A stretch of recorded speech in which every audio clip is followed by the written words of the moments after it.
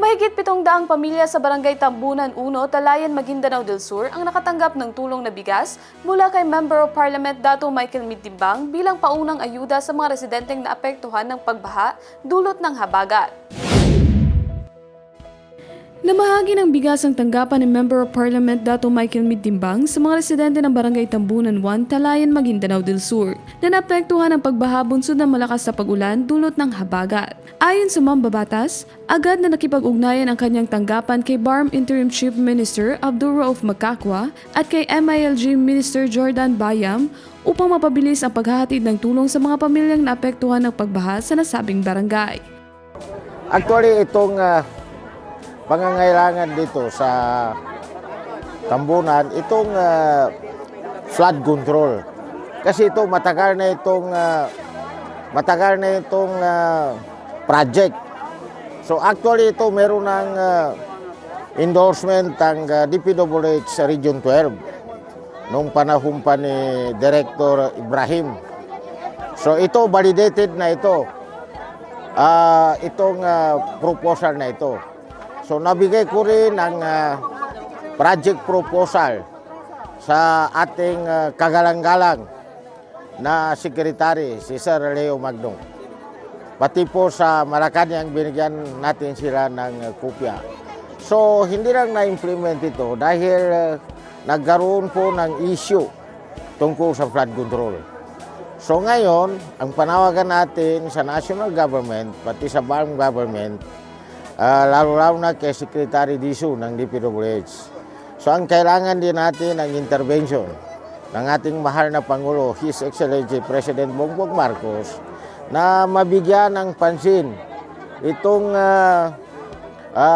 sanhi ng baha dito sa Talayan River, Tambunan, Talayan, Maguindanao.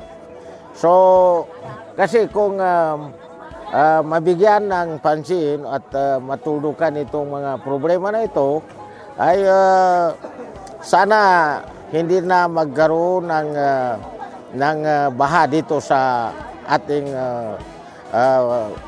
barangay. So kailangan kasi itong pag-overflow ng Talayan River, meron kasi dyan dam sa irrigation, dyan sa Barangay Sampaw, Gindulungan, Maguindanao. So matagal na panahon yan, hindi nabuksan, hindi yung daloy ng tubig ay hindi po magdaloy ng maganda kasi sirado yung pinto ng dam.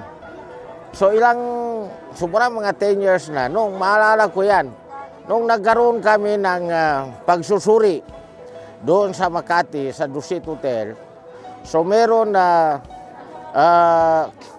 may committee, joint committee ng NIA, pati po MAFAR. So yan, tinanong ko ang NIA tungkol dyan sa itong mga project dito sa Maguindanao.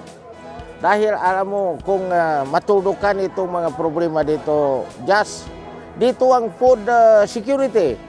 Kasi alam mo, Kabunan irrigation is 11,000 hectares. Pati meron Talayan River irrigation. Maraming communal irrigation na yun po ay magbibigay ng pagkain sa atin. So ngayon, tinatawagan natin ng pansin ang National Irrigation Administration na dapat bigyan nila ng pansin kasi matagal ko na yan inimungkahi sa yung problema na yan. Kasama ko po ang ating kagalang-galang na MP, si Rasul Ismail. So sana po sa pagkakataon na ito ay mabigyan ng pansin.